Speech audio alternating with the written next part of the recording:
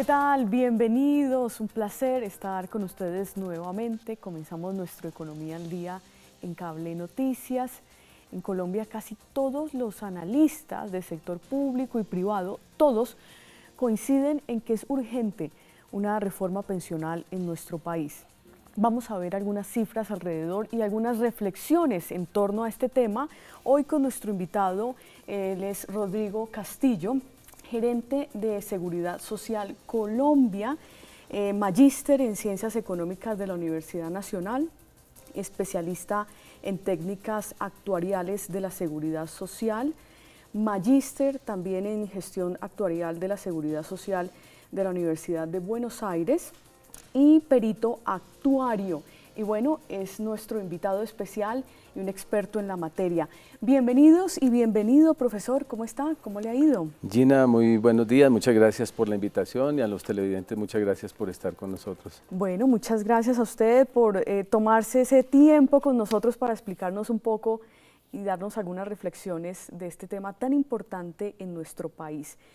La principal reflexión para empezar y dar apertura a la charla, profesor. La primera pregunta que todos nos hacemos es si se requiere una reforma pensional, y por supuesto que se requiere una reforma pensional. El punto es si las que se están proponiendo o cuál es la reforma o tipo de reforma pensional que se va y se irá a implementar. El tema fundamental es la cobertura, Gina y televidentes. Yo sé que muchos de ustedes estarán preguntándose si vale la pena pensionarse o no.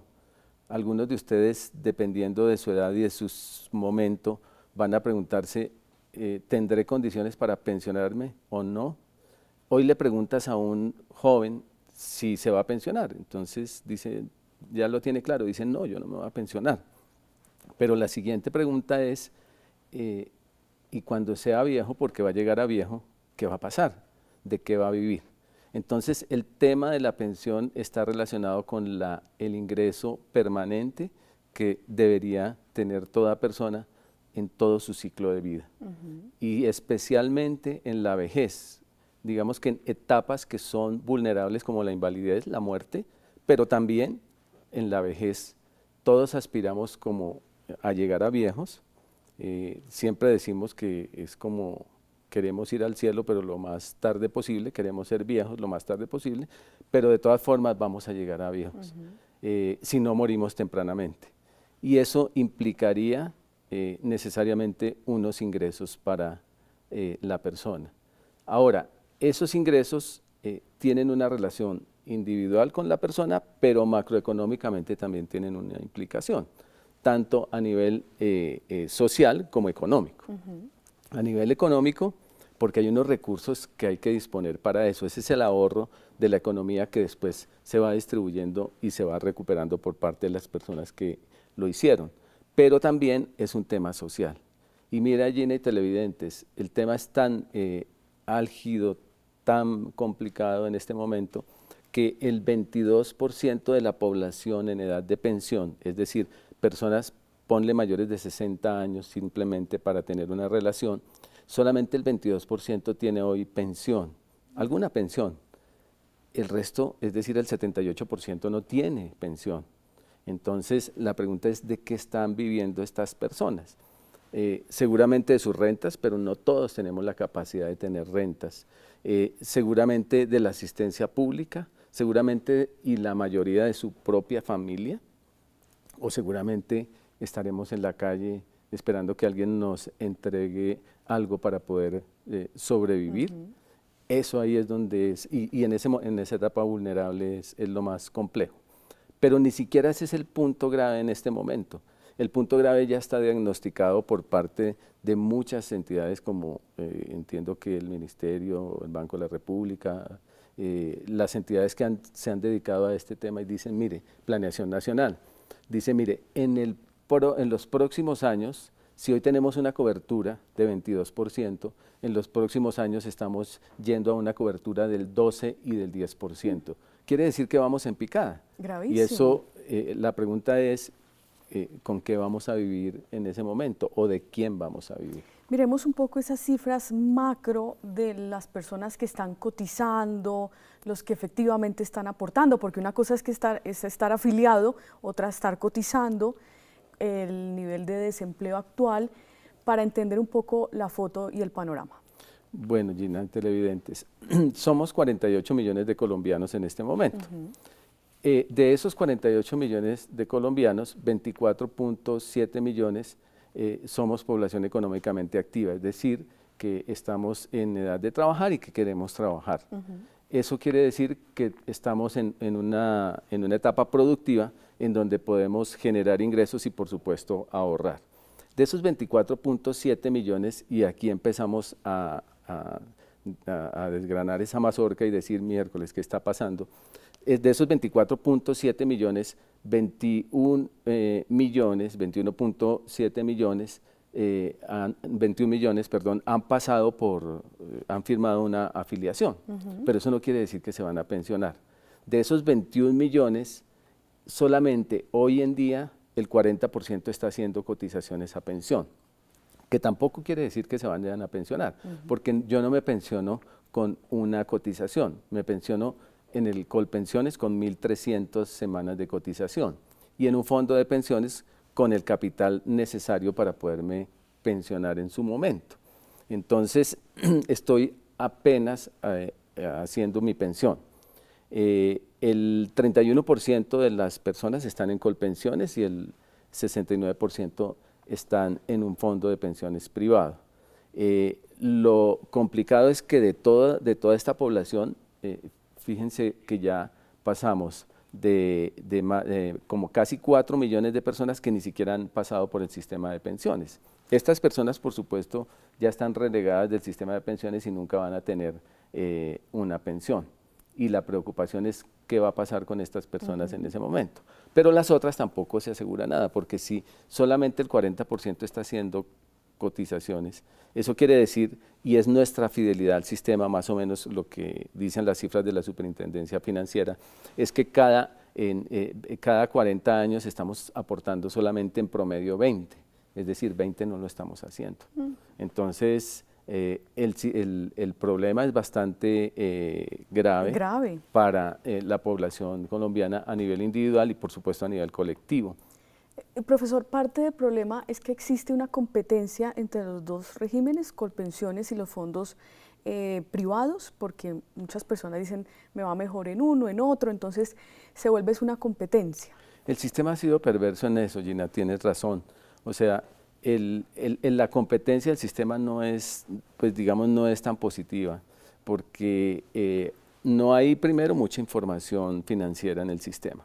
Entonces yo me voy a un sistema o al otro simplemente porque o mi vecino o la persona conocida se fue al sistema o porque alguien me convenció y yo me fui, pero sin ningún elemento. Fíjate, Gina, que en el caso, por ejemplo, de los fondos de pensiones, debería existir, ellos se comprometieron y debería existir mayor información financiera en los fondos de pensiones. ¿Con quién? Con las personas que están en los fondos de pensiones. Pero si le preguntamos a alguno de los televidentes, creería que muy poquitos podrían decir, mire, yo estoy analizando mi extracto de cuenta obligatoria de pensiones, yo ya sé qué tengo y sé para dónde voy, pero nadie lo sabe. O sea, llegan unos extractos que ya son trimestrales, que tienen la obligación por la superintendencia de hacerlo trimestralmente, pero las personas no tienen ni idea. ¿Qué debería hacer si yo quisiera decirle tanto al vicepresidente financiero de una entidad como tal vez a la persona de seguridad o alguien común y corriente del mercado de trabajo qué está pasando con sus pensiones? Como en el fondo de pensiones se pensiona con un capital que depende de unos rendimientos, de mis aportes, depende del tiempo, de en qué momento me voy a retirar, no hay edad. Entonces, yo lo primero que le diría como fondo de pensiones a una persona es, ¿cuál es la pensión que quiere planear? Entonces dice yo, 2 salarios mínimos, por decir algo. Entonces le pongo un vasito en su extracto de 2 salarios mínimos y le digo que con lo que tiene y hacia dónde va, solamente lleva el 10%, el 20%. Y hay un momento en que tengo que decirle, bájese de ese vasito, ponga un vasito más pequeño, pero la gente ya sabe hacia dónde va su pensión. Okay. Pero hoy en día la gente no sabe, los afiliados no tienen claro si 8 millones, 80 millones o 180 millones, ¿para qué les sirven? Y eso es complicado. Difícil. Volvamos al tema de la cobertura, porque usted nos decía, esas proyecciones incluso bajan hasta el 10, 11, 10%. 10 al 12%. En sí. los próximos años. Y uno se pregunta entonces, ¿no pues que en el presupuesto gran parte de la tajada se va para pensiones? Si dejamos, bueno, esta educación, gasto. Cuando uno mira el presupuesto, casi que gran parte se va para el tema pensional. ¿Por qué entonces la baja proyección de cobertura? ¿Qué es lo que está pasando? Muy buena pregunta, Gina. Mira lo que está pasando. Cuando se habla del problema pensional, se pone la torta del presupuesto, se saca un pedazo grande, que ese es exactamente el 4% del PIB, son 42 billones de pesos. Sí. Entonces dice uno, ¿qué cantidad de dinero para tan poquita cobertura? Y hay razón. Pero cuando uno empieza a depurar esas cifras, dice cuánto tiene, por ejemplo, el sector público, que es Colpensiones, contributivo, que le están asignando del presupuesto. Pues solamente de 10 a 12 billones de pesos.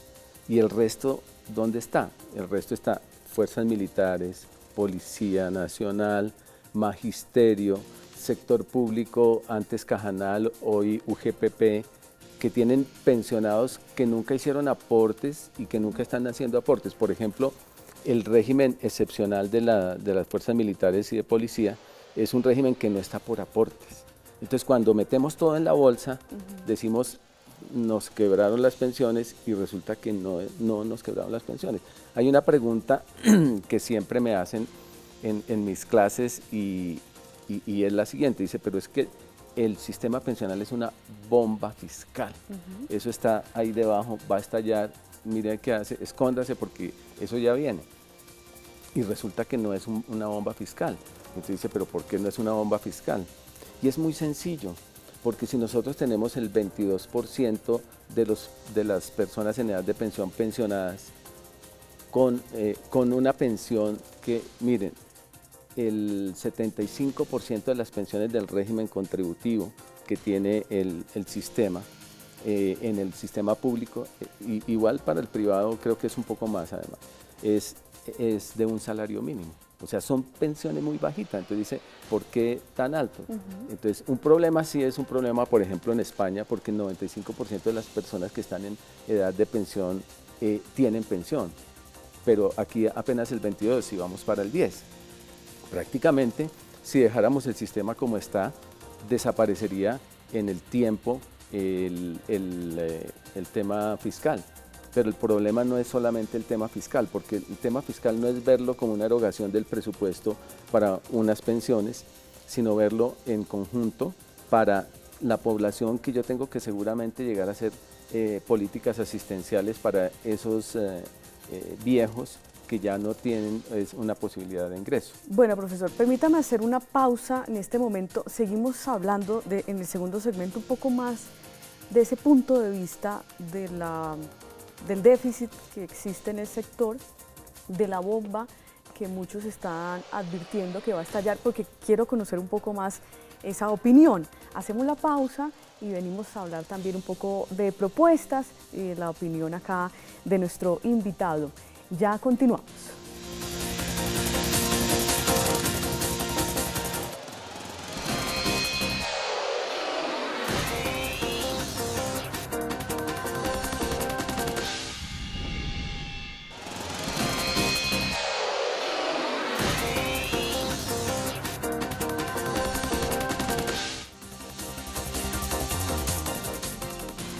Muy bien, continuamos en nuestro Economía al Día de Cable Noticias, teniendo una charla con Rodrigo Castillo, gerente Seguridad Social Colombia, profesor también de la Universidad de La Sabana, ayudándonos a entender y dándonos algunas reflexiones de lo que debería ser la próxima reforma pensional en Colombia, las cifras que hay alrededor, y nos estaba contando antes de la pausa, y quisiera ahondar un poquitico aquí, profesor, que no es un tema entonces fiscal, es lo que le entiendo. Es decir, cuando empieza usted a desmenuzar, y lo que trato de entenderle, el problema o el gran problema son esas pensiones altísimas, de pronto lo que uno ha escuchado. Correcto, Gina. Hay en el presupuesto una partida para pagar los militares, que es normal, lo hace el país y la idea es que lo honre como debe ser. Honrar también un pago de empleados públicos que su pensión fue por tiempo y no por aportes. O sea, simplemente con 20 años o más de servicio al sector público y a los 55 años podría tener derecho a la pensión. Entonces, también se honra eso.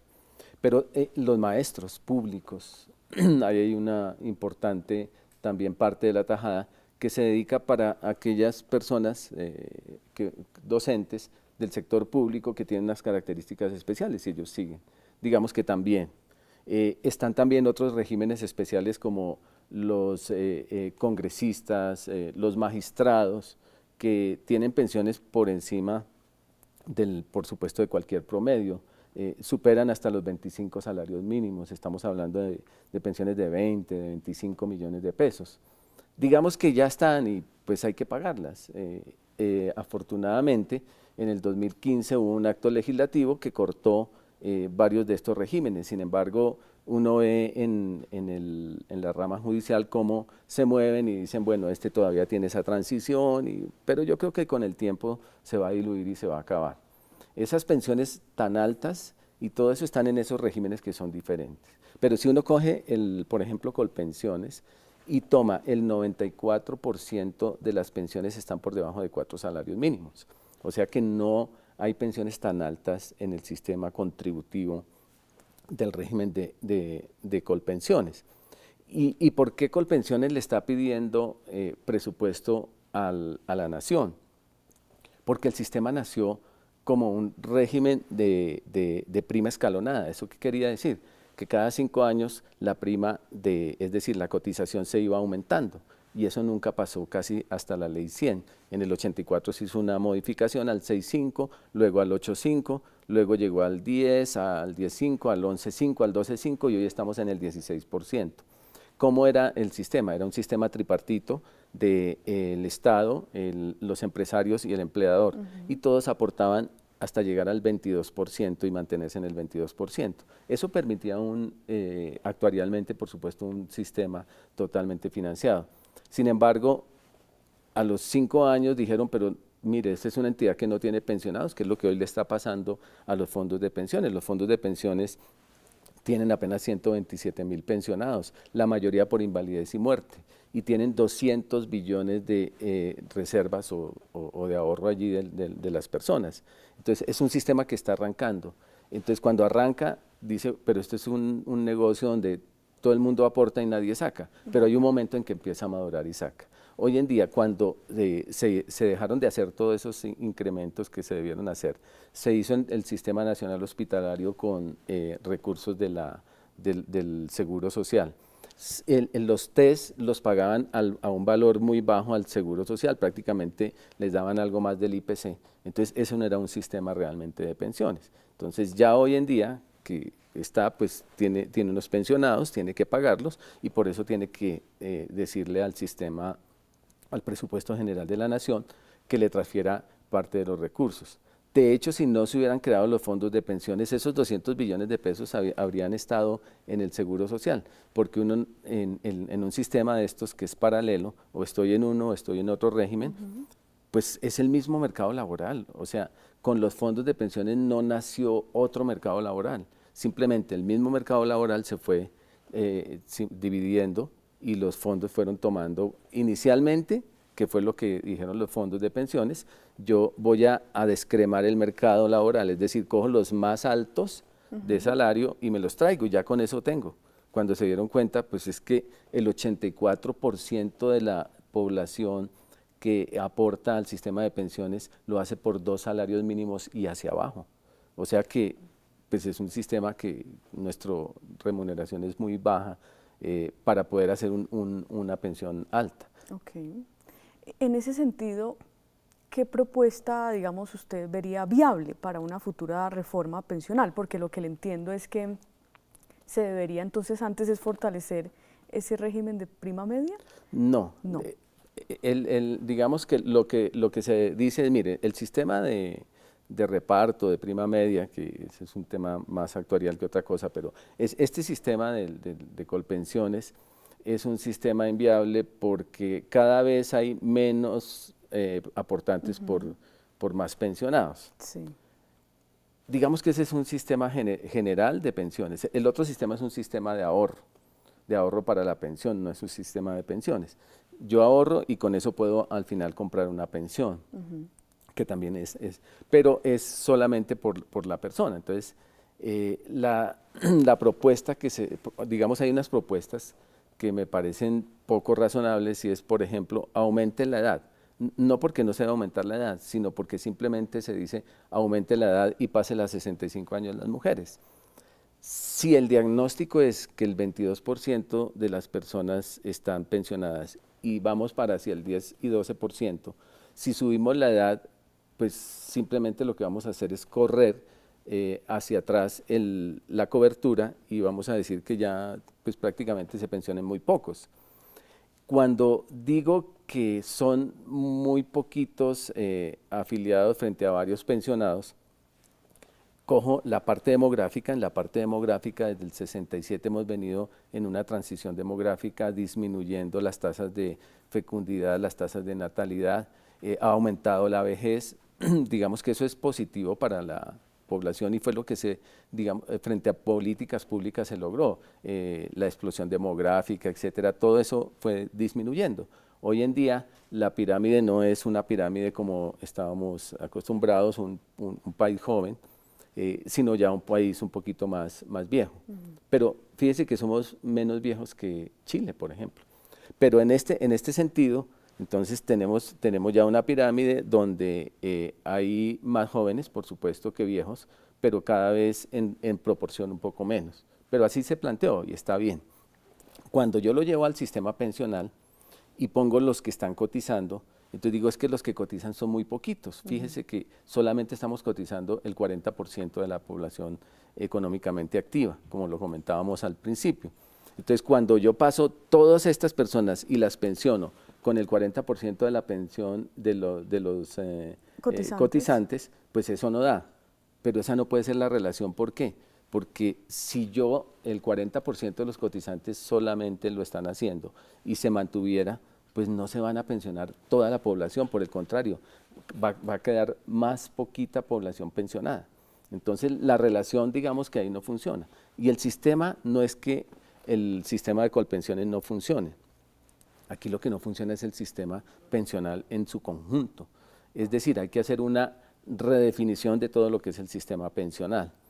He leído y estuve en Estocolmo hace poco, y me parece que esa es una experiencia muy interesante para Colombia. Es otro nivel de ingresos, por supuesto, es otro país, no es Cundinamarca, no es Dinamarca, eso lo tenemos clarísimo, pero el tema sí es fundamental. Desde el 91 en Italia arrancó el sistema de cuentas nocionales. Ese es un sistema, digamos, que coge los dos y los pone en uno solo. Okay. Los va fusionando y los va generando como un solo sistema pensional. Es un sistema de cuentas individuales administrado por el sector público, o sea, del sistema público. Digamos que la administración no importa, porque si aquí empezamos a hablar de la administración, allá está administrado por la Caja Pública de Pensiones de Estocolmo, y en el caso de Italia también, etcétera. Pero el tema no es la administración, porque el sector público y el sector privado tienen que caber en cualquier esquema como el nuestro, me parece que es lógico. Lo que pasa es que el principio sí es que el sistema pensional es un sistema que le corresponde al Estado, es decir, una responsabilidad del Estado. No quiere decir que pensione a todo el mundo, sin ninguna contribución. Por el contrario, lo que tiene que hacer es una política previsional para que todo el mundo entre, toda la población, al sistema de pensiones y contribuya. Okay. Pero va a haber algunos que están por fuera. Entonces, la idea es hacer un sistema de cuentas nocionales. La cuenta nocional es un beneficio a la sombra, un beneficio donde yo pongo una cuenta, entonces dice Gina Ramos está aportando tanto, le doy una tasa de interés que entre los actuarios se determina, puede ser parte de la productividad, parte del salario mínimo, parte de la inflación, etcétera, y esa le genera la rentabilidad, va armando una cuenta y esa se va asociando al beneficio que tiene, es decir, no pasamos a ser un beneficio definido, sino un beneficio indefinido como son los fondos de pensiones. Okay. Lo que pasa es que los fondos de pensiones hoy en día, con la contribución de la sola persona, con el empleador o como independiente la sola persona, está generando tasas de reemplazo del 26%, del 30%. Es decir, si yo aporto sobre 2 millones de pesos, estoy logrando después de 40 años tal vez una pensión de 2 por 3, 600 del salario mínimo. Entonces, porque es esa tasa de reemplazo del 26%. Del 26 al 35% está dando máximo. De hecho, en Chile, Gina y televidentes, si ustedes buscan por internet, hay un movimiento que se llama No Más AFP. No es que estemos hablando mal de las AFP, no, allá es una experiencia que se está dando. Y ese movimiento de las No Más AFP es que están dando unas tasas de reemplazo que no están, digamos, el sistema de pensiones no da. ¿No tiene que estar como en 60% o algo así? Debería ser más, pero como el ahorro televidente, si una persona hoy de 62 años con una mujer de 57, un hombre, se quiere pensionar con un salario mínimo, necesita 170 millones de pesos en su cuenta de ahorros para pensionarse, que no es fácil conseguirlo con una población que está aportando por debajo de 2 salarios mínimos. Profesor, mire, se nos ha acabado el tiempo, pero yo sé que este es un tema que de verdad da para muchísimos más programas. Nos tenemos que despedir ya. Rápidamente, si alguien le quiere consultar o algo, ¿cómo hace para contactarlo? Es gerente de Seguridad Social Colombia, ¿buscan así? Sí, gerencia@seguridadzocialcolombia.com.co. Otra vez. Gerencia arroba seguridadzocialcolombia .com.co. Muchísimas gracias, profesor Rodrigo Castillo. Lo tendremos en una próxima oportunidad, nos tenemos que ir ya. Muchas gracias, gracias. Muy amables a los televidentes, muy gentiles. Bueno, muchas gracias a ustedes también. Nos encontramos entonces la próxima semana en YouTube, la entrevista para los que quieran consultar. Hasta pronto, un placer.